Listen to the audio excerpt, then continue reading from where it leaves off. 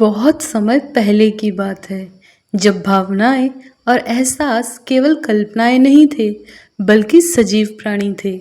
वे बोल सकते थे, चल सकते थे और एक दूसरे से बातचीत कर सकते थे। वे भी हमारी तरह जीवन जीते थे, हंसते थे, दुखी होते थे और कई बार छुट्टियां मनाने जाते थे। ऐसा ही एक अवसर था जब सभी भावनाएं प्रेम, सुख, दुख, घमंड, वैभव, ज्ञान और अन्य सभी समुद्र के किनारे बसे एक सुंदर द्वीप पर छुट्टियां मनाने के लिए एकत्रित हुईं। ये द्वीप किसी नक्शे पर नहीं था। नीला समुद्र, लहराते पेड़ और चहचहाती चिड़ियां सब मिलकर एक स्वप्न सा वातावरण रचते थे। वहां ना कोई चिंता थी, ना कोई दुख, सिर्फ शांति, आनंद और एक दूसरे की संगति। हर भावना अपने ढंग से खुश थी। सुख नाच रहा था, सबको हंसाने में मग्न था। वैभव सुनहरी छांव में बैठा महंगे फलों और वाइन का आनंद ले रहा था। घमंड शीशे के पास बैठा अपना रूप निहार रहा था। दुख नदी किनारे चुपचाप बैठा आंसू बहा रहा था। ज्ञान एक पुराने वृक्ष के नीचे बैठकर ग्रंथ पढ़ रहा था। और प्रेम प्रेम सबके बीच घूम रहा था, सबका ध्यान रख रहा था। वो हर भावना से बात करता, उनकी सुनता और उनकी छोटी छोटी ज़रूरतों को पूरी करता। प्रेम दिखने में सादा था, लेकिन उसकी उपस्थिति सबके लिए सुखदाई थी। कुछ दिन ऐसे ही हंसी खुशी में बीते, पर एक दिन आकाश में काले बादल घिर आए। तूफान की चेतावनी दी गई। एक भयंकर तूफान आ रहा है, सभी को तुरंत द्वीप छोड़ना होगा। चारों ओर अफरा तफरी मच गई। तेज हवा चलने लगी, समुद्र की लहरें उग्र हो गईं, पेड़ झुकने लगे और आकाश में बिजली कड़कने लगी। सभी भावनाएं जल्दी जल्दी अपना सामान समेटने लगीं। किनारे पर कई नावें खड़ी थीं। हर कोई भागने लगा। प्रेम हमेशा की तरह शांत था। वो अभी भी द्वीप को निहार रहा था, पेड़ों को, फूलों को, समुद्र को।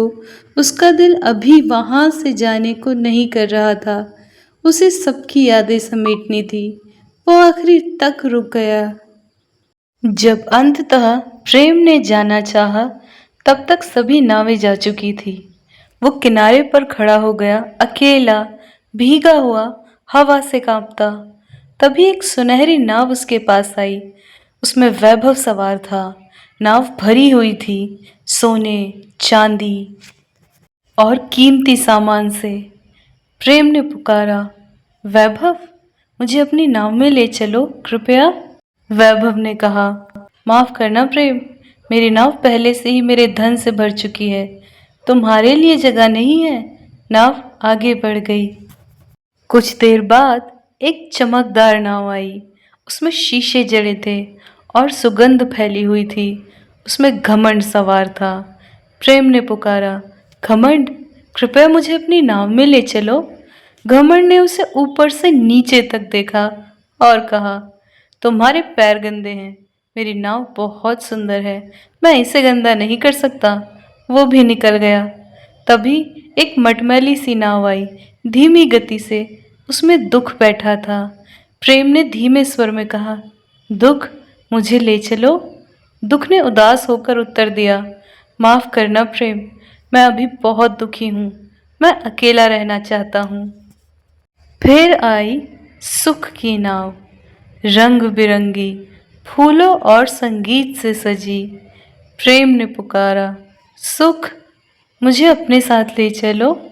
सुख हंसता रहा और कहा, ओह, मैं तो मज़े में हूँ, मुझे तुम्हारी बात ठीक से सुनाई भी नहीं दी।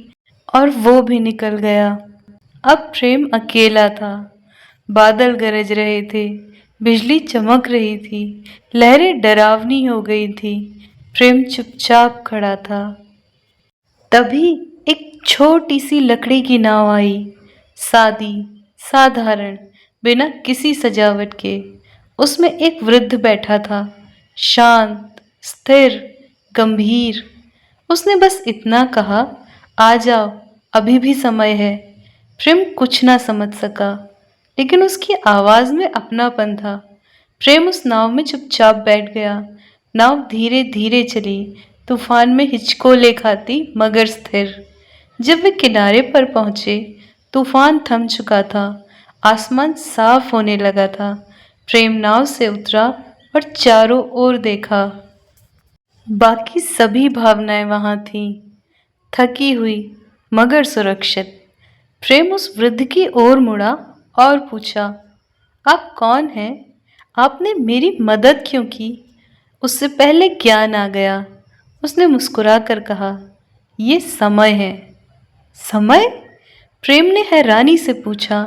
हाँ, ज्ञान ने कहा, क्योंकि सिर्फ समय ही प्रेम का असली मूल्य जानता है। समय जानता है कि प्रेम क्या कर सकता है। वो जोड़ों को जोड़ता है, घाव भरता है, जीवन में शांति लाता है। ज्ञान ने आगे कहा, जब हम समृद्ध होते हैं, हम प्रेम को भूल जाते हैं। जब हम घमंडी होते हैं, हम प्रेम को गंदा और साधारण समझते हैं। जब हम दुखी होते हैं, तो हम प्रेम को अपने आसपास नहीं आने देते।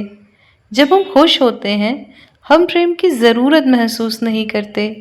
लेकिन समय हमेशा देखता है, इंतज़ार करता है और अंततः वही हमें याद दिलाता है कि प्रेम सबसे ज़रूरी है।